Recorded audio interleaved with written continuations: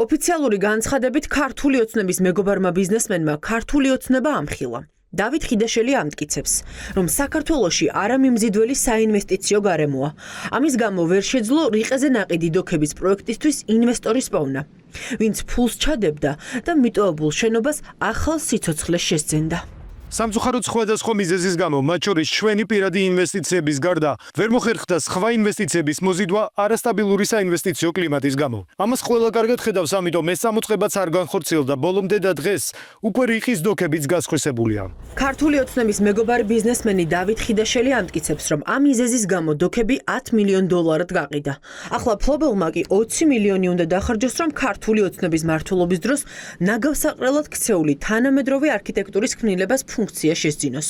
ვინ იყიდა დოქები? საგამოძიებო ბიუროს ხელმძღვანელი ირაკლი აბესაძე დოკუმენტების შესწავლის შემდეგ ამბობს, რომ ახალი მფლობელი ქართული ოცნების მილიონერ დეპუტატთან გიორგი ბარვენაშვილთან დაკავშირებული კომპანიაა. კომპანია გასხვისდა შპს რიყე დომზე, რომლის დირექტორიც არის ქართული ოცნების ეგრეთ წოდებული დეპუტატის გიორგი ბარვენაშვილის ბიზნეს წილების მმართველი. შესაბამისად, მაღალია ალბათობა და შეგვიძლია ვივარაუდოთ, რომ რეალური შემძენიც შეიძლება იყოს ქართული ოცნების ეგრეთ წოდებული დეპუტატი ბარვენაშვილი. საერთაშორისო სანქციების გამო ქართულ ოცნებას ის ხალხი ემიჯნება, ვინც წლების განმავლობაში რეჟიმის მსხვერპლი იყო. დავით ხიდაშელისთვისაც, რომელთან ერთადაც ოცნებამ დავით გარეჯის სკანდალი ააგორა, ახლა ივანიშვილთან თანამშრომლობა წამგებიანია. ხიდაშელს ჯერ რაჭის ტყეები, რიყის დოქები და კურორტები მისცეს. ახლა კი სანქცირებულ რეჟიმს გაემიჯნა.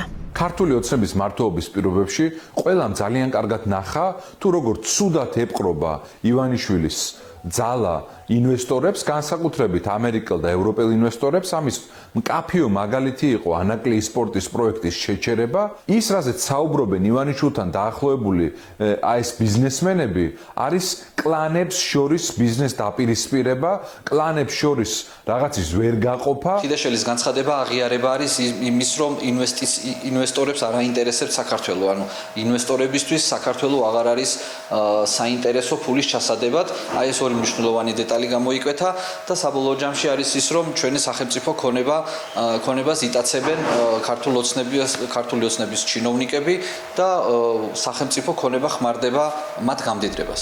ეგრეთ წოდებული რიყის დოქები სახელმწიფომ 2022 წლის 24 მარტს ივანიშვილის ბიზნეს პარტნიორ დავით ხიდაშელს $10 მილიონ მიყიდა. არადა რიყის დოქების საწყისი ფასი 96 მილიონი ლარი იყო.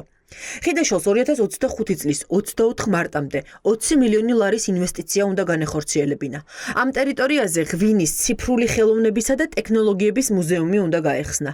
თუმცა ნაკისრი ვალდებულება არ შეასრულა. მეტიც, მოუვლელობის გამო რამდენიმე თვის წინ ტრაგედია დატრიალდა, რომელმაც არასრულწლოვანი ბიჭის სიცოცხლე შეიწირა.